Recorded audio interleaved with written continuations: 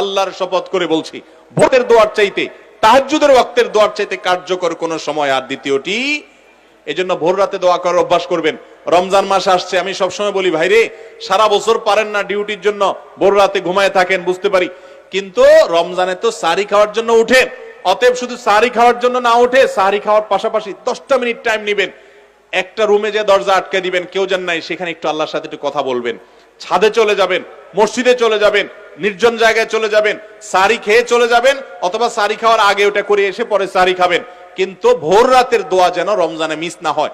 আমার খুব আফসোস লাগে ওই মানুষগুলোর প্রতি, খুবই আফসোস লাগে যারা রমজান মাসে ভোর রাতে সাহরি খেতে উঠছে, কিন্তু দোয়া করার যে এত বিশাল বড় সুযোগ আল্লাহ তাআলা দুনিয়ার আসমানে নেমে এসে আল্লাহ তাআলা বিশেষভাবে বান্দাকে ডেকে ডেকে বলেন, আলা মিন মুস্তাগফিরিন ফাগফির লাহ, তোমাদের মধ্যে কেউ আছে নিজের পাপের জন্য ক্ষমা চাইবে, আমি ক্ষমা করব। তোমাদের মধ্যে আছে কেউ যে বিপদগ্রস্ত, আমি বিপদ দূর করব। এরকম আল্লাহ তাআলা ডেকে ডেকে ক্ষমা করে থাকেন।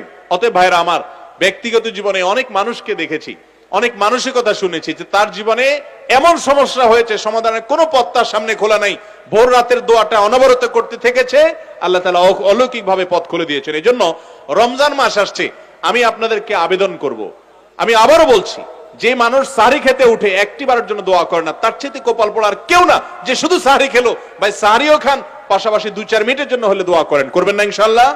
আল্লাহ আমাদেরকে তৌফিক দান করুন।